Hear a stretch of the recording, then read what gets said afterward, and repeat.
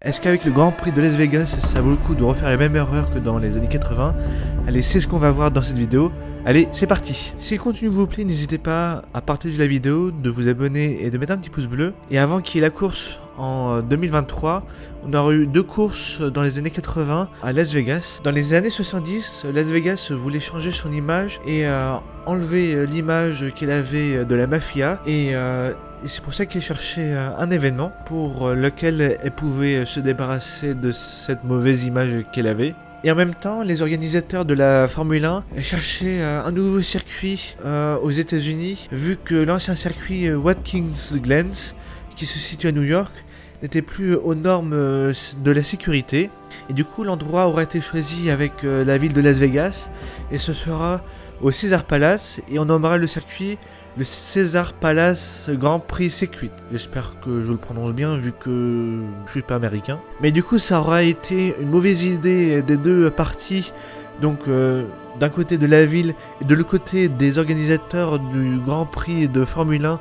à Las Vegas, car il y aura eu beaucoup de plaintes des pilotes, des écuries et des spectateurs, car pour les pilotes et les écuries, le circuit aura eu une trop mauvaise qualité pour pouvoir y conduire, et ça aurait été un week-end un petit peu trop chaud pour les spectateurs, car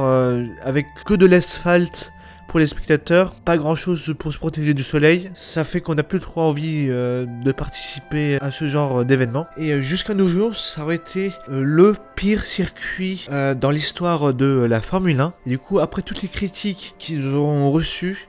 ils seront plus jamais retournés à Las Vegas et seront restés à Austin jusqu'au jour où Liberty Media rachète en 2017 les droits de la Formule 1, et vu que Liberty Media c'est américain, ils veulent reconquérir les spectateurs américains, mais du coup ils annonceront le 31 mars 2022 qu'ils retourneront à Las Vegas avec un nouveau Grand Prix, et ils apprendront de leurs erreurs avec un nouveau tracé, et ils resteront au même endroit avec le Caesars Palace, mais ce tracé sera légèrement différent vu que ce tracé sera au niveau du Las Vegas Strip, qui est sur une partie du Las Vegas Boulevard, là où il y a beaucoup d'hôtels de luxe et d'hôtels 5 étoiles. Et c'est pour ça que je pense qu'ils veulent devenir le nouveau Monaco mais des États-Unis. Et c'est là où je veux en venir. Ce circuit, je ne vois pas où est-ce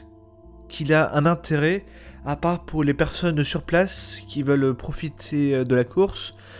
et des hôtels et du casino. Mais pour un spectateur qui est passionné de Formule 1, si on voit ce tracé, on se dit autant regarder l'IndyCar ou la NASCAR. Mais en plus d'être ennuyant, je trouve que ça n'a pas autant de charme que le Grand Prix de Monaco, vu que Monaco, il y a une certaine classe que l'on ne retrouve pas à Las Vegas. Moi, au niveau de Las Vegas, j'ai pas du tout l'image que ça soit classe, qui est plein de riches, mais juste qu'il y ait beaucoup de casinos et que ça soit l'endroit où l'on dépense beaucoup d'argent, et pas le luxe, plein de voitures de luxe, ou encore que ça soit la ville où il y a plusieurs pilotes de Formule 1 qui y habitent. Même si je trouve que Monaco n'est pas la course la plus spectaculaire ou encore la plus passionnante à regarder, mais je trouve quand même qu'elle a un certain charme, que l'on a quand même envie de regarder cette course, parce que c'est un tracé exceptionnel, et qu'on a quand même envie de voir si les pilotes réussissent quand même à ne pas créer d'accidents sur cette course, et qu'ils arrivent quand même à aller jusqu'au bout de la course, d'observer les pilotes galérer jusqu'au bout de la course, vu que c'est une course très physique comme à Singapour. Ils n'ont jamais de pause pour se relâcher un petit peu, vu qu'ils doivent toujours penser au prochain virage, vu qu'il arrive toujours au bout de quelques dizaines, voire quelques centaines de mètres. On n'a pas de ligne droite de plusieurs kilomètres où le pilote peut un petit peu se reposer mentalement, qu'il n'y a pas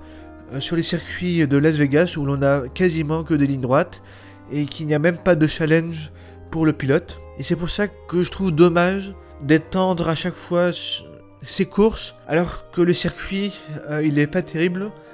et on se croirait sur un circuit de Formule E. J'ai rien contre la Formule E, mais les circuits, c'est souvent sur des pistes d'aéroport, Et on se croirait que c'est des circuits avec peu de moyens et des circuits de rue avec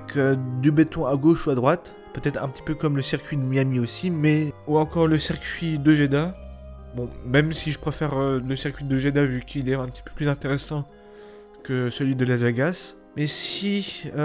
Liberty Media ils ne veulent pas perdre leur public, pourquoi est-ce qu'ils choisissent ce genre de course?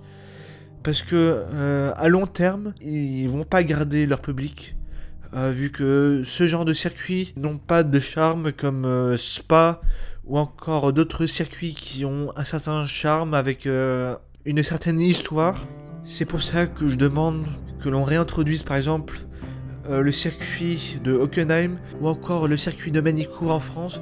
qui ont une certaine classe, mais aussi qui permettent d'avoir un certain spectacle et un certain style de course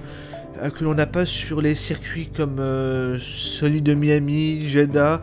ou tous ceux qui sont entre deux murs de béton. Si vous avez un avis différent ou même que le mien, n'hésitez pas de le mettre en commentaire. Ça m'intéresserait aussi de savoir quel est votre point de vue sur ce Grand Prix de Las Vegas. Et si cette vidéo vous a plu, n'hésitez pas de partager la vidéo, de vous abonner et de mettre un petit pouce bleu. Et sinon à la prochaine vidéo, allez ciao.